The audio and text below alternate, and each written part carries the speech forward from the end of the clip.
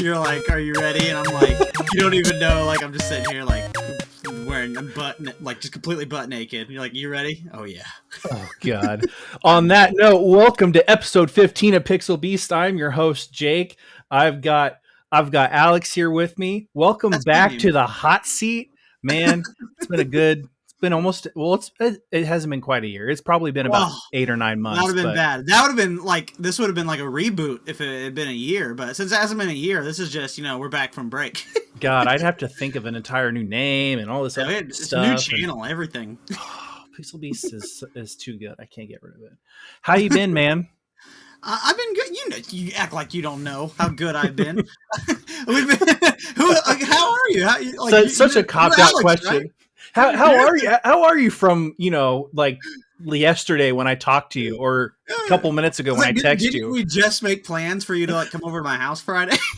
I don't know if I'd do that if it'd been an entire year as we talk, but I don't know, man. Oh God, dude, yeah. We've been playing Halo Infinite. I'm having withdrawals from not being able to play Infinite.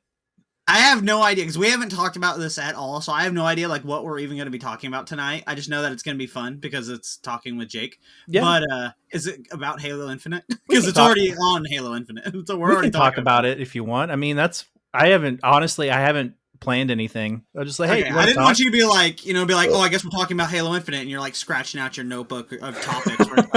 The whole podcast is ruined. Well, we're going to talk about fucking fruit or something. Dude, you started the podcast talking about being naked, and you didn't realize that I started it. So that's where we're at right now.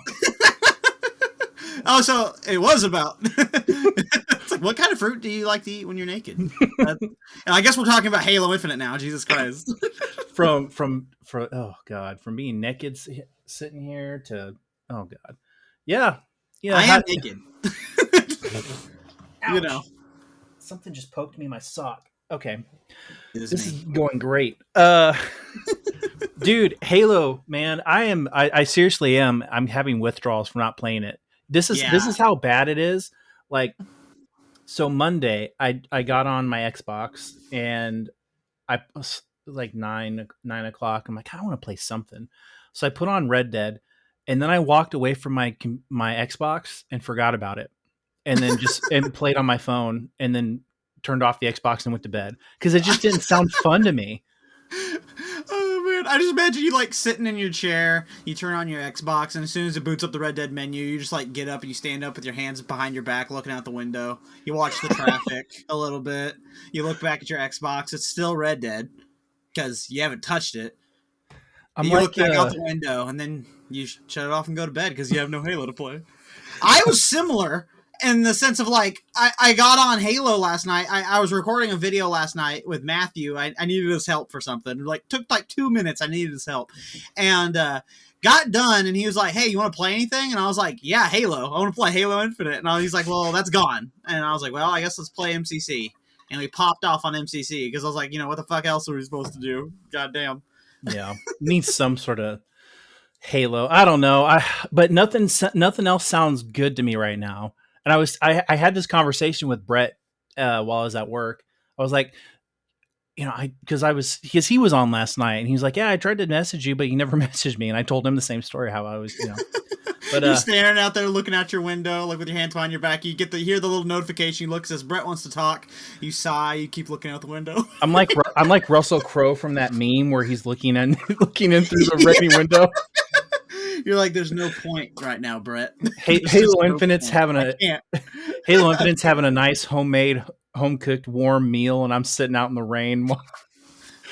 but no, I told him, I was like, I just, nothing sounds good, and the only two things that I'm stoked for that sound interesting to me are Halo Infinite and Battlefield 2042. Oh, yeah. It's like that's all I want to play. And then when I try to boot something up here, I just, I look at my phone and I realize, man, I've been looking at my phone for an hour with the game on in the background. I'm just going to go lay down. And that's literally what it's been like. Yeah. We ended up playing MCC, for a little while. We didn't play for too terribly long, but we just kind of played some multiplayer matches and we popped off. Beginning of every match, I just told them, I was like, they're just bots, dude. they're just bots, and then we thrash them and we move on. God. But yeah, it's just like it's crazy because it's weird because when you think about like the wait for Halo Infinite, it's been rough. Like we've been waiting for beyond even Halo Infinite, we've been waiting for a quality Halo experience for a very long time. And then they announced Halo Infinite, and of course as Halo fans we're all excited, we're all looking forward to it, as Halo fans. But now the hype is completely different because now we know that we're looking forward to a genuinely good Halo experience just from how the damn thing feels. And so now it's like, well, now the hype is really going to get nuts because we know what we're in for. And it feels good. I think I was thinking about how many hours I put into it just in the weekend, because I put probably 4 or 5-ish hours on Friday once I got home and everything was working. And then I put probably 7 or 8 hours into it Saturday. Dude, I'm not even joking. Like I got on at 1:00, played it till 5, took a break to eat, and then I played it again till like 10 or 11. I ended up that night that we were streaming the final night of Halo Infinite's first flight. I stayed on for a little bit more, played a little bit, because I wanted to get that Scorpion Punch armor, the black armor with the red arm. And I ended up not getting it that night, but I got up that morning, and I was just and I knew I got up that morning, and I was just like, I still want to play Halo Infinite. And I was like, I think the flight's still going. So I got on that morning and logged on. It was still going, played a few matches, got the Scorpion Punch with about 30 minutes before the flight ended. Nice. And I got a picture. I took a picture of my multiplayer Spartan, and I was like, we'll meet again soon. Dude. And then I posted that on Twitter. Oh, so good. Like it's you're right. It is a different type of hype because it was getting delayed so much. And what happens when a game that people want to come out gets delayed, they start to overhype it and they start to think about what it could be. And then that manifests into, oh, well, that's what it's going to be. And then by the time the product comes out, Cyberpunk, it's nowhere near where people thought it would be. And then they're upset with it. Where I was worried about Halo. Like they said they were taking this year. Here's the thing. Looking back at the gameplay footage from last year, I could definitely see a night and day difference from that gameplay footage to this year. And sheer performance. Yeah.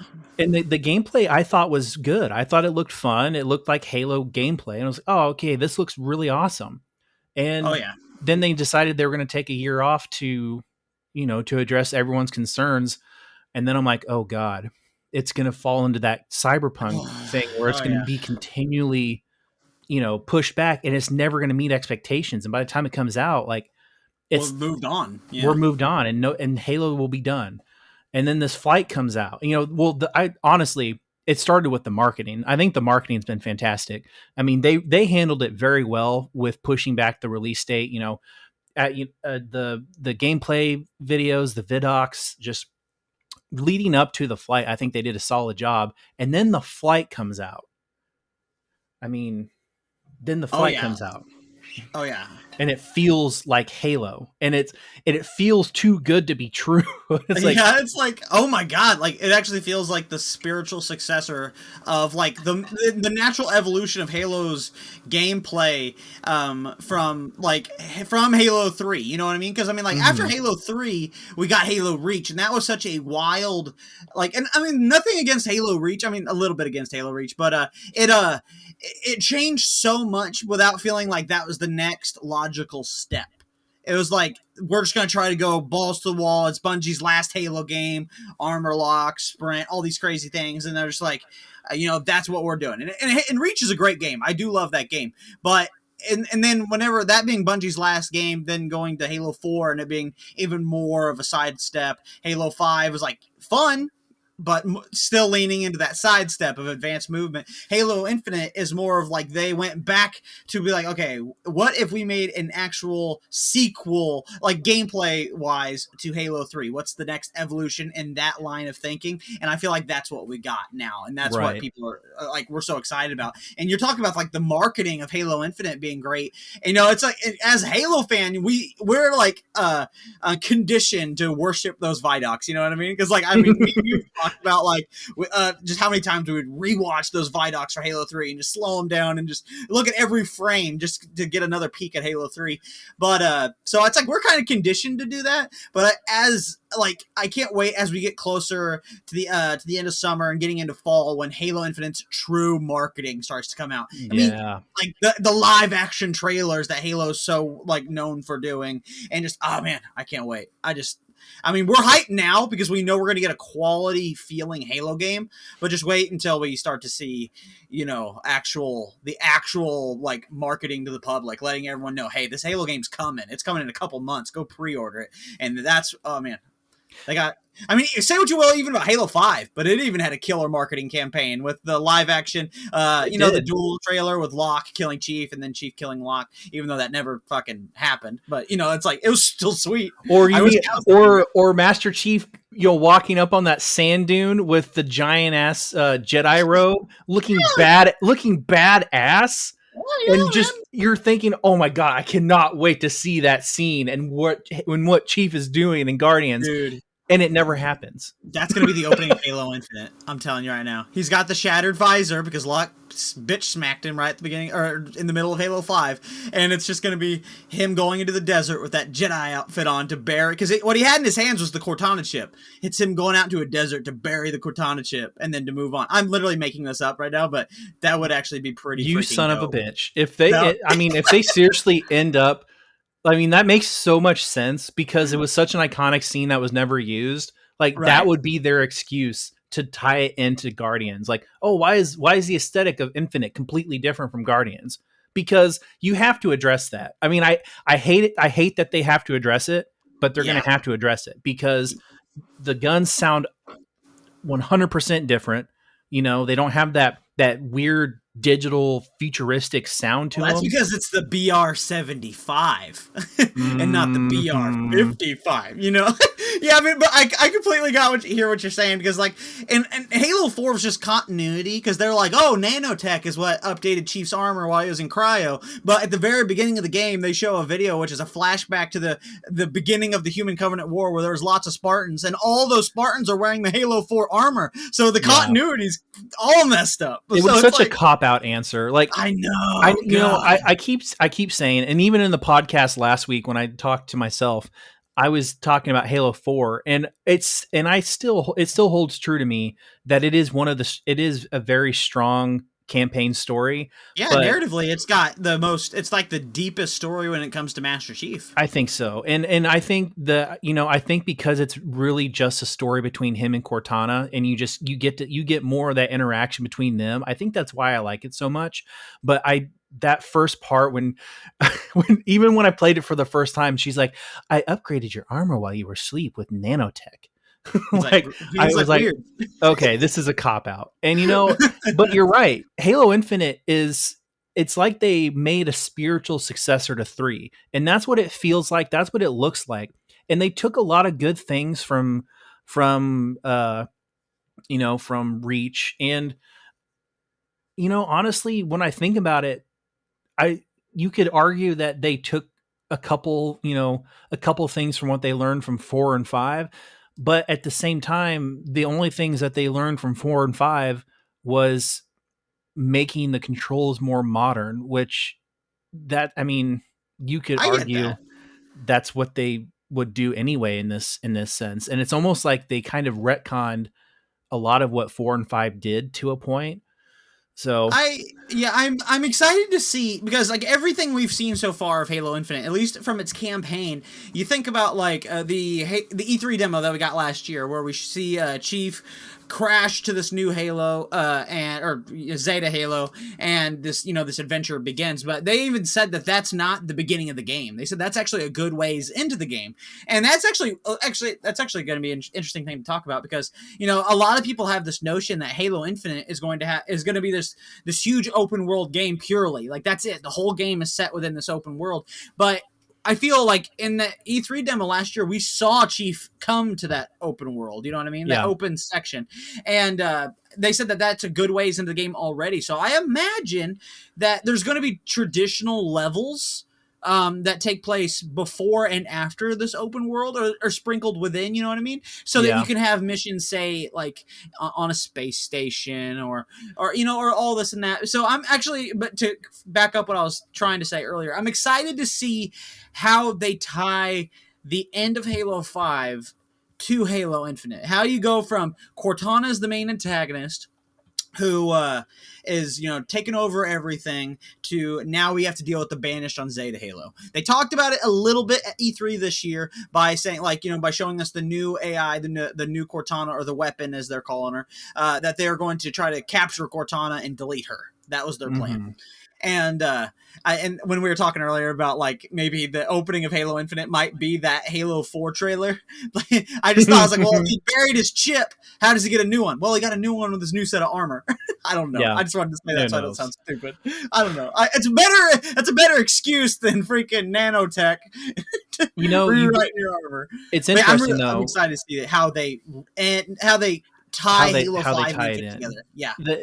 How they tie it in with the story aesthetically, I'm really interested, because I'm really curious how they're going to bring the story to Infinite from that, if you think about it, very large arc that 4 and 5 was. I think because Halo 4 and 5 are definitely, they go hand in hand, and so Infinite seems like such a wild left turn. And I thought it was because there was a part of me that thought, like you were saying, they just retconned it. It's Banished you here. We got to forget about Cortana. But it was kind of bold of them. I mean, not necessarily bold, but they decided at E3 this year to let everybody know, hey, we're not retconning those games.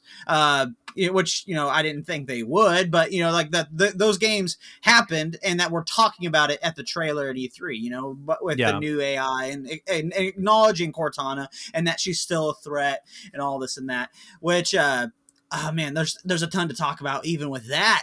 I don't know. I talked with Matthew a couple times about what we thought about the new AI. I immediately fell in love with her, But what if I don't know. When I think about Chief, the way he was getting agitated with her whenever she was talking to him, and it was he was letting his guard was up, he didn't want to let her. It's he was having an internal battle with himself. He didn't want to accept this Cortana. Even exactly. Though it's no, this isn't Cortana. You're just a shell of Cortana. You're a tool that we're using. Yeah. You are an AI, which is very interesting. I always thought it is neat because as you watch that trailer, you slowly watch Chief's guard go down, and before he finally reaches in, gives the chip and lets her in. And it makes me wonder if Chief might know something, because obviously the weapon doesn't know. Chief acted like he didn't know what was going on with Cortana. That may be the case. Obviously, I haven't played the game, but there's a part of me that thinks that Chief... Because, the whole thing was that the weapon was supposed to be, I think... She's basically like a virus or something like that, and she's going to basically capture Cortana within herself, and then they're going to delete both of them. And that's how I took it. And what if the Cortana and this AI mixed together, and it basically wiped Cortana? So basically, this weapon is Cortana, but it basically wiped her clean. Mm-hmm. Okay. And I thought, not that I think that's what happened, but a what if thing. And so that's why Chief's standoffish, why are you still here? Something went wrong. This is actually Cortana now. She doesn't know it. And Chief's he's battling the emotions that he had at the end of Halo 4. And then finally he accepts her. And then you have this adventure, So I'm so excited to jump into Halo Infinite, having this new AI that's, not amazing, you know what I mean? It's kind of like the Isabel of Halo Wars 2, but way better because it's Cortana. Oh, it's gonna be wild. I just want it to be out so I can experience it, But it's interesting going back to the open world thing that, topic that you were talking about. Okay. That reminded me of something that I thought about, and I think we had talked about this before in regards to the open world aspect of the game that they're kind of giving. And I agree that it's not, it's not all going to take, this isn't the beginning. It's not all going to take place on Halo. But one thing that I thought about during the flight, and I thought about our conversations about, them not being open world, but more of Gears 5 large level areas. So instead of having one giant open world, you have like 6 or 7 large play areas where you have levels in that. And the New Mombasa level made me super excited for that reason, because it's like, ooh, okay, there's a very detailed New Mombasa level. Like, it clearly looks like a lot of work was put into this. I wonder if one of the open world levels we're going to get Chief goes back to Earth or something. Goes back to New Mombasa for some reason, maybe where he gets his armor, dude. For story wise. And then we have a large New Mombasa area that we get to explore. So like we get an infinite, what they've shown, they have like a vehicle oriented open world on Halo, but New Mombasa is more tight and vertical, and it requires more movement and park, it kind of takes advantage of the mantling system and all that stuff. And it's like, this is an open world, but this is more, boots on the ground based, where that level that we keep showing this is the open world aesthetic that you're used to. Yeah, dude, that immediately makes me think of Halo 3 ODST, because it was a semi-open world set in New Mombasa, but how cool would it be to see it after the Human Covenant War, after it's being rebuilt during the day, and as Master Chief, coming back as the hero, you know what I mean? Exactly. That sounds awesome. Coming full circle, coming back around to Halo, to Halo 2, and just seeing what happened after the fact. I mean, oh, dude, I'm gonna blow your mind right now. Go for it. When he goes back to New Mombasa and the ruins of New Mombasa and the rebuilding, Master Chief should visit his memorial. Dude. Yeah. Oh my God. That would be insane. I'd probably cry. I seriously, as a kid, when I'd watch that Halo 3 cinematic and it would slowly zoom in on the 117 carving and the music swells, dude, it would like choke me up. I would never cry, but I would get that frog in my throat. It would get me every time. 100%. Yeah, I agree. That's such a great. Oh God. I just want to see Chief look at it. He doesn't have to say anything. He just looks at it, and it's a memorial to everything that happened before Halo 4. And that's. You'd see Captain Keyes' photograph, Miranda's photograph, Sergeant Johnson. Just an acknowledgement of the past. And that sounds, dude. I hope you're right, dude. That's the way you open Halo Infinite now. Oh man, now I'm gonna be bummed. Now I really want a New Mombasa area, but even if they don't, I don't know. It'd be really cool. We need to send this podcast to Sketch and be like, dude. Yeah, bro. Please tell me there's a New Mombasa level, and then he's like, got ideas. He's like, I'm just gonna kill your dreams now. No, that's not there. He's like, no, they don't. It's gone. Didn't happen. But, I was also thinking too, because I'm looking at my screensaver, which is the original Halo Infinite backdrop, where it has, that open level area on the Zeta Halo. And then it has different sections kind of floating in the background. Yeah. And that also makes me wonder if that's going to be like, those would be considered like, that's how they separate the open environments. That would be really cool. My one concern with that was that Joseph Staten talked about at E3 that he's like, this is the biggest open environment we've ever made for a Halo game. Mm-hmm. And just the way he said open environment just makes me feel like that open environment that we saw at last year's demo, that's what he's talking about. And the rest of the levels would be outside of that. Because that bummed me out originally, because I was like, and this is by no means confirmed. This is just the way I took Joseph Staten's quote. You know what I mean? I hope that they're like, I would love for you to be completely right. They're like, yes, we've made multiple big open environments, because as a Halo fan, I love seeing multiple biomes. The varied biomes, yeah.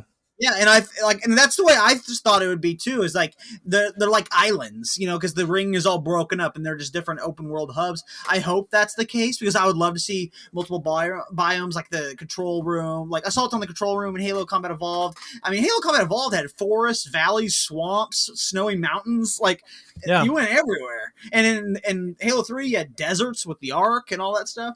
I would love to see just multiple biomes. And I feel like the way that they could do that easily is kind of like I'm being optimistic in the sense of we have this open environment. They already said that this is not the beginning of the game. It's actually good ways of the game. So outside of this open environment, we have levels, and that's how we can see multiple biomes and things like that. But dude, I would rather you be right because I would rather have more open world biomes.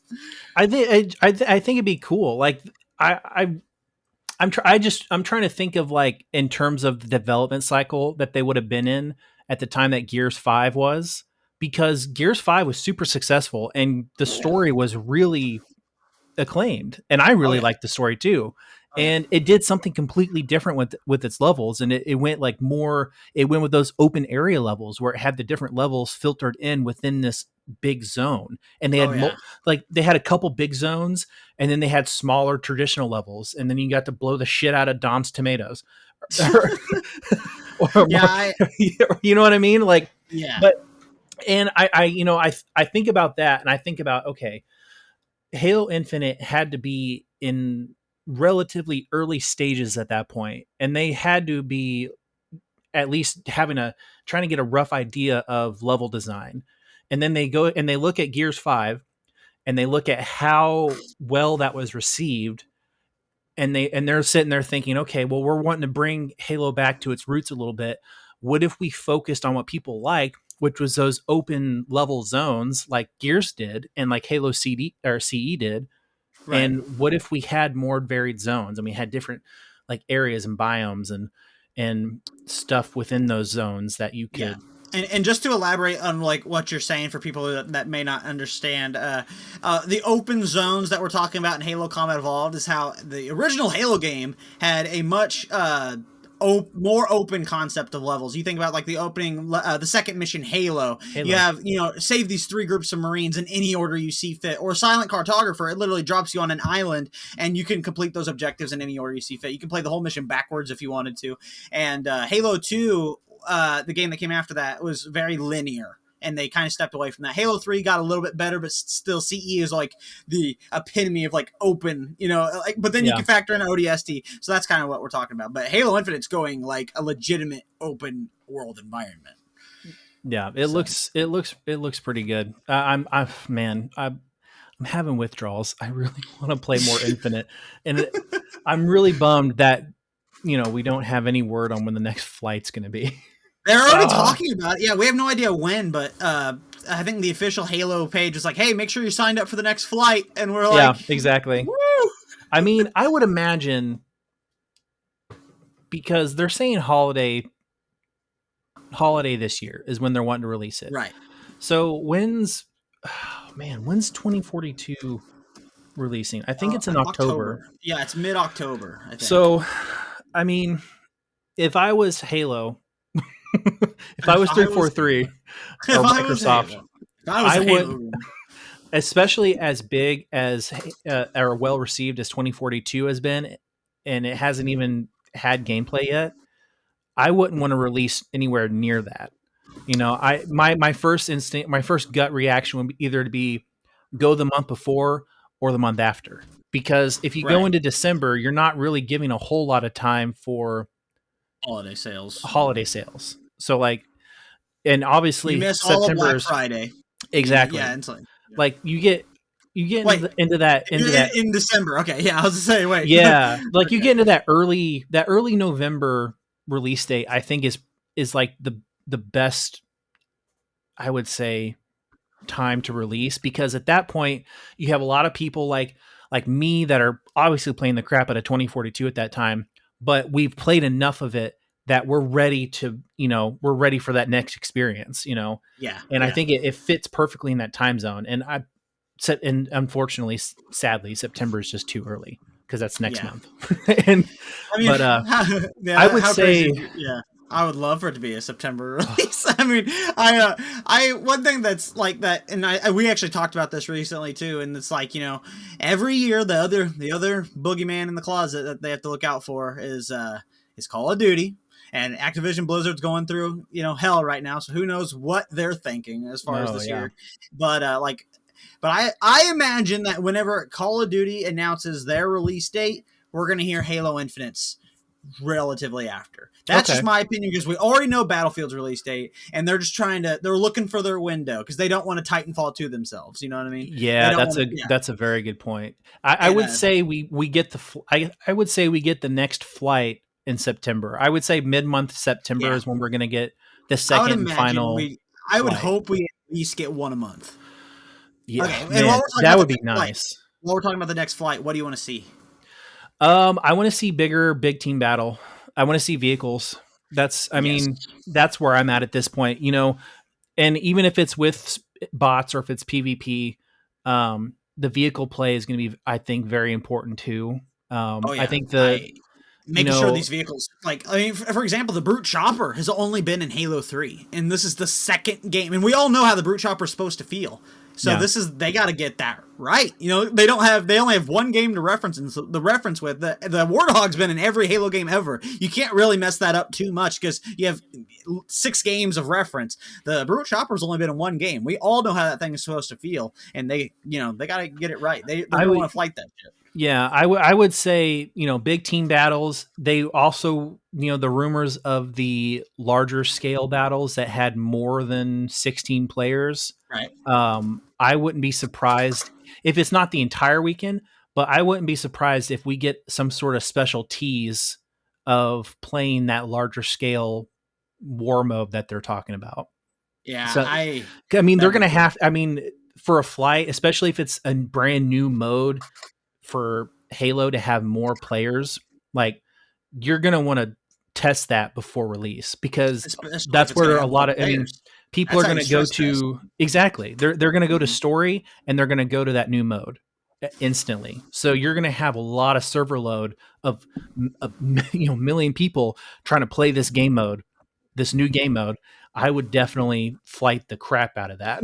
Yeah, for sure. And that's one thing that I know we've talked about a lot, because I honestly, when I was thinking about when Halo Infinite comes out, what are some things I would like to make videos about after the game's out? And I just knew for sure the videos I would have to be making would be along the lines of getting offline bots into Halo Infinite.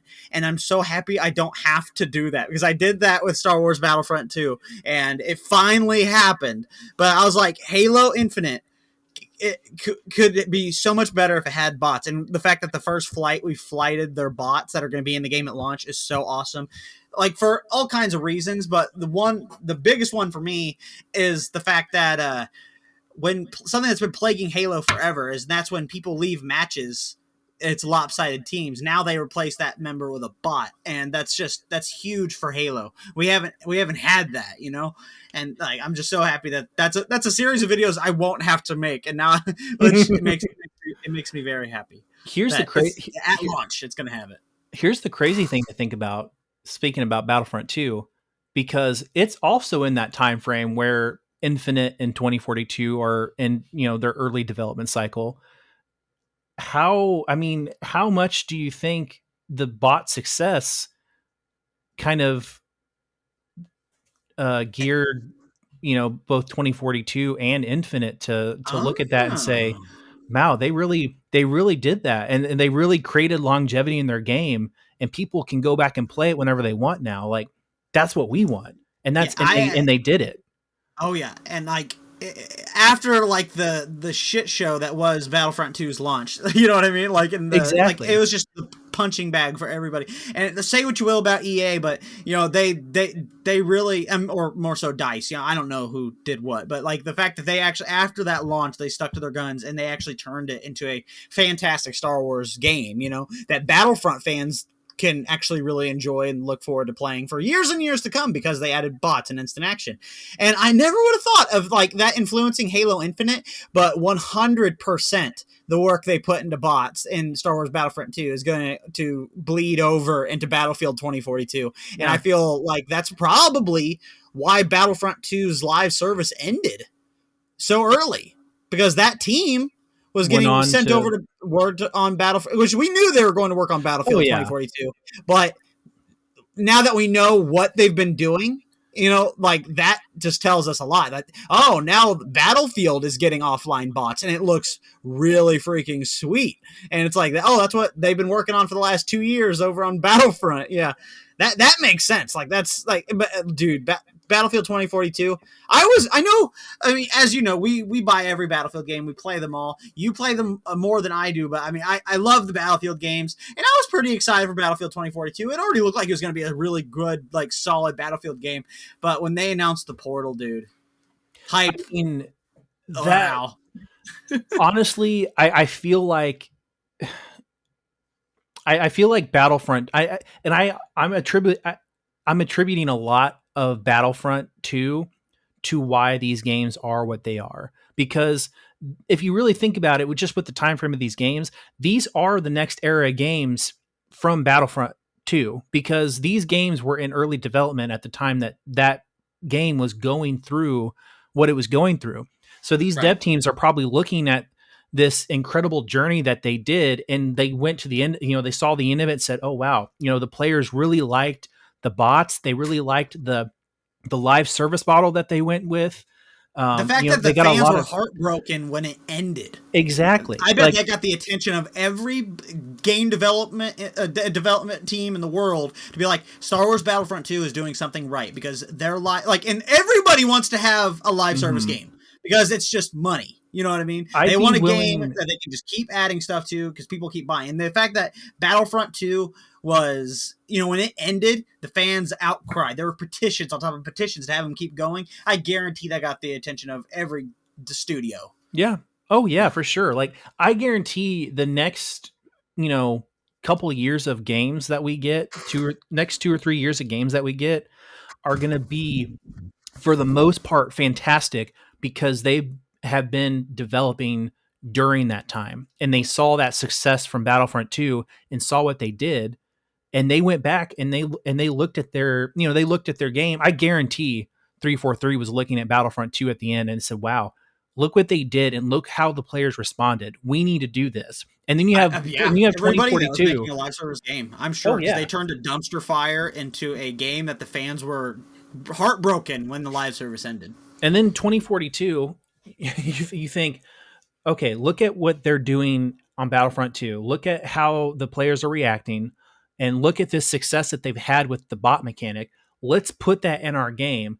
But the portal aspect of it is what intrigues me the most now, because dude. And this is what, you know, Brett has talked about, or Brett and I have talked about too. Like, if they had not shown that at all, if that wasn't in the game, just from their gameplay leading up to that point, we, like, Battlefront or Battlefield community, or the Battlefront community was sold. Like, oh, this looks fantastic. The gameplay looked, you know, the gameplay trailer looked great. What they're trying to do looks fantastic. Like, we're in 100%. Like, this is the game made for players.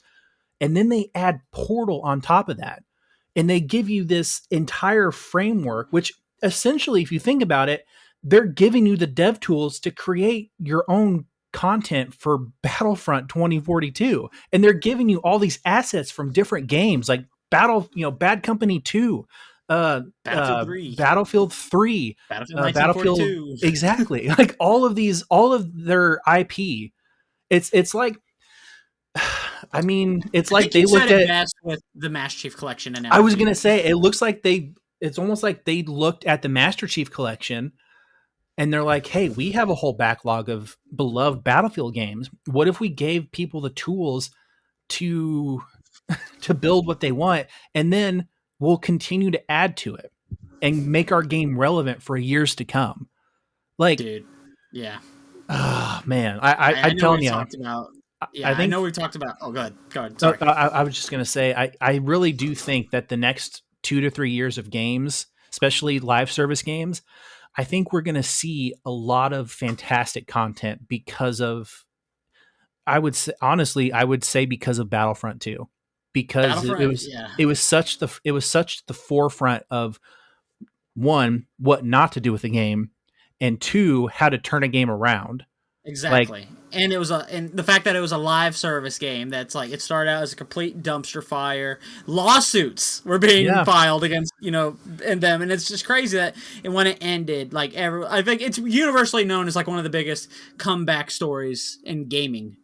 Is Battlefront 2. It's up there, and that's just crazy. And and all these, I feel like everybody just wants their own version of Grand Theft Auto Online. Every studio sees how much that money that live service rakes in, and everyone wants that, and that's why we see all these live service games popping up. Everyone wants their Red Dead Online, and Battlefront came out. We're gonna be a live service game, and it was just, I don't need to go into everything that was wrong with it, but the fact that they turned it around, and it's pretty much universally loved now, and that's great. And so it's definitely gonna influence games that are wanting to be live service. The studios that are making new live service games are like, guys, if this game can do it, look what they did right, look what they did wrong. And it's basically the stencil, the template on how to do it and how not to do it. It's like the Jaws log of how to make a game, or like a live service game rather.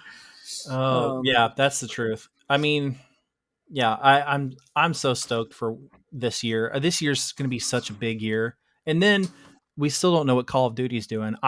Here's my quick take on Call of Duty is, okay, I don't think it's coming out this year. And if it does come out, it is going to be critically panned because of because of cancel culture. I'm being solely serious about that. And two, because it is not going to deliver a good Call of Duty product because of this stuff that's going on. Because I can definitely see, like, that would be so interesting to see Activision just take a knee. It's like, you know what, guys, we have a lot of house cleaning that we got to do. We're going to take a knee with this Call of Duty release. We'll release it after we feel like the studio's in good shape. That would win them so many brownie points. You know what I mean? Yeah. Oh yeah. But I think here's so too. the thing. It's Activision. Yeah. They're going through like lawsuits and shit right now. They probably want that Call of Duty money. I don't know. I feel like we could give them the benefit of the doubt, but just to be like, it would do a lot if they're just like, guys, we know that we've let you guys down. We're going to take a knee with this year's Call of Duty, release it, even if it's just, in March of next year. They're like, we got some house cleaning we got to do. We got to, get our ducks in a row before we feel like we are able to present ourselves to you guys. That would be something. But you hear that the president of Blizzard stepped down? Yeah, he stepped down. Well, stepped down, air quotes. I think he was given an ultimatum. And yeah, what is going on with dude? that? It's all fucked up. Like there was a report of a IT tech, I guess, that pleaded guilty to hiding hidden cameras pointed at the toilet in bathrooms. What? Yeah, what? That's just like one of many things that came out. I haven't even heard that, and I thought I heard everything. That's it's new stuff comes out every day. It's terrible.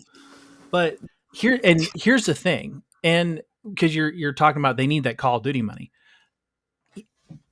But they have Warzone, and right now Warzone is in a very critical point where it really kind of seems that they're letting it go to the wayside. It's being overrun with hackers. Like a lot of big name Twitch or just streamers in general are uninstalling and playing different games because Activision is not supporting and combating these these hackers and these problems that they're having. Is that because of what's going on right now, or this has been going on for a while? This has been going on for a while, but it's gotten really bad as of late. It just kind of seems like these hackers are just very bluntly, advertising their shit about that works for Call of Duty Warzone, and people are buying it, and Activision is not doing anything about it because they're probably focusing on the next Call of Duty.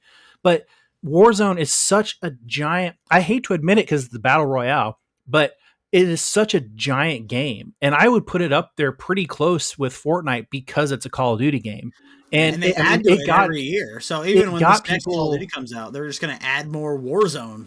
You know, I mean, it got people through. It got people through COVID. Like it got millions of players through COVID. And you know what game got me through COVID? Animal Crossing. You're goddamn right. Me too, baby. I was playing Animal Crossing this evening, actually. I was laying in bed. I got a news update on my Switch that was like, hey, we added new seasonal stuff to Animal Crossing. Enjoy the August fireworks. And I was like, all right. Dude, I'm afraid to log into Animal Crossing. My town's house is full of cockroaches. Oh my god, it's gonna be terrible. Villagers are eating each other. They're gonna hate me. Like they're gonna you know how you can kick people out of the town? They're gonna kick me out of the town. You log in, you come out of your house, and you look, and there's in a circle with an intervention sign. You're like, oh yeah, Jerry, he died. You know.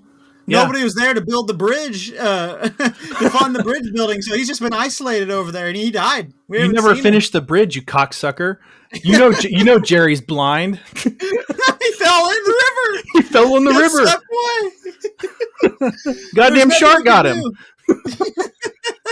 You know, speaking of sharks getting people, my do you remember the name of my Animal Crossing island? Damn it, I know it. Oh, I feel like I know it, but I can't remember. It's Amity. Amity, the island from Jaws. That's what it is. I put up beach clothes, no swimming signs all over the beach. I caught my first great white, and instead of putting it in the museum, I put it in my basement. And then I caught another one and put it in the museum.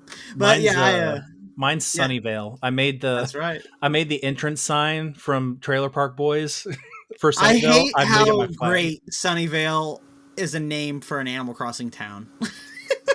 It works. Yeah.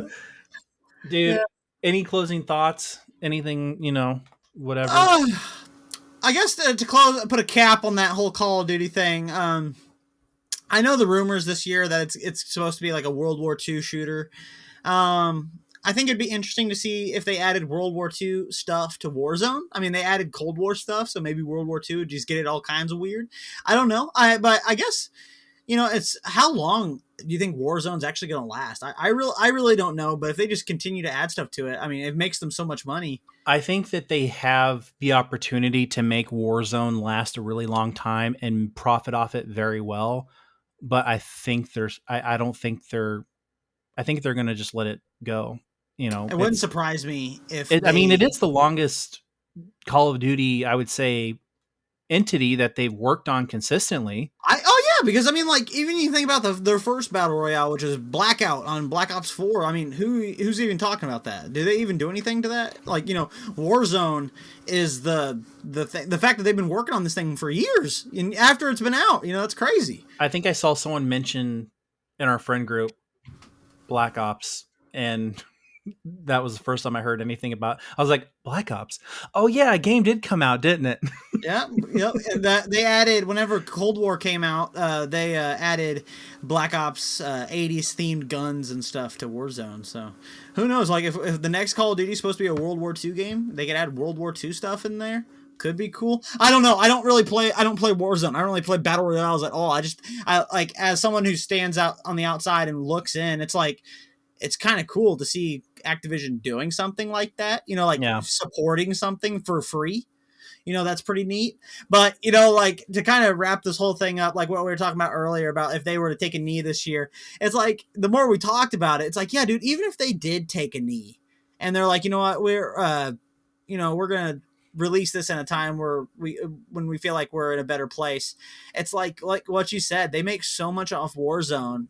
And even though they're not supporting it really well right now due to these hackers and whatnot, they wouldn't. I mean, it's like, yeah, they'll lose money, but they're still, that cow's still getting milked. So it's like, you can't feel too bad. No.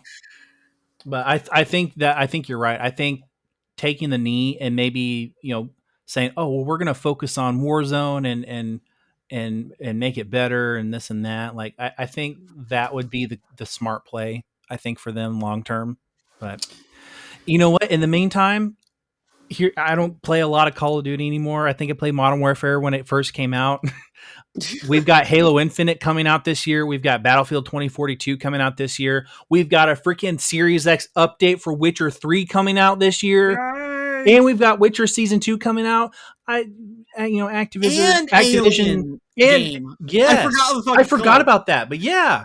It comes out next month. Activision Blizzard, figure your shit out. I don't care. I've got this other stuff I'm dealing with. Yeah, I ain't got time. But nobody got time for that. I'll buy it if it looks good, but I'm not happy about it.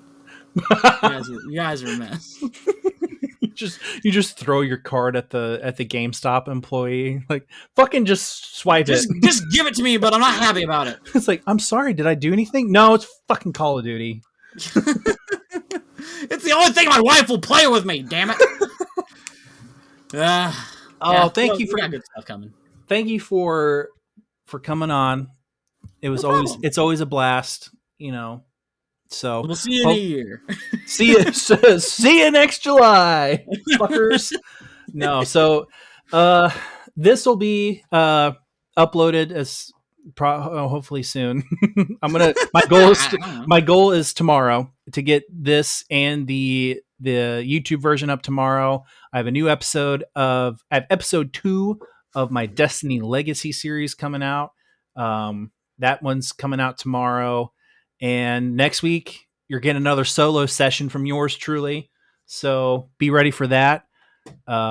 Again, thank you, Alex, for jumping on. And of course, you can find him on Live from My Basement, who is getting ready to hit 1.6 thousand subscribers if he hasn't already. I'm pretty sure he said he was close. I'm pretty close. Yeah, I think like 5. Yeah. 5 there, he's getting there. He's getting there, man. But yeah, youtube.com/live from my basement. You can catch him there. He makes videos every single week. I did do the finger point. I was going to say, you said that just like I say that. I make videos every single week. I watch your videos more than you realize. So, yeah, fantastic content. And then, of course, if you want to see the YouTube version of this and what other dumpster shit that I decide to throw out, youtube.com/pixelbeast, hit me up. But yeah, that's all I got. Take care. Bye-bye.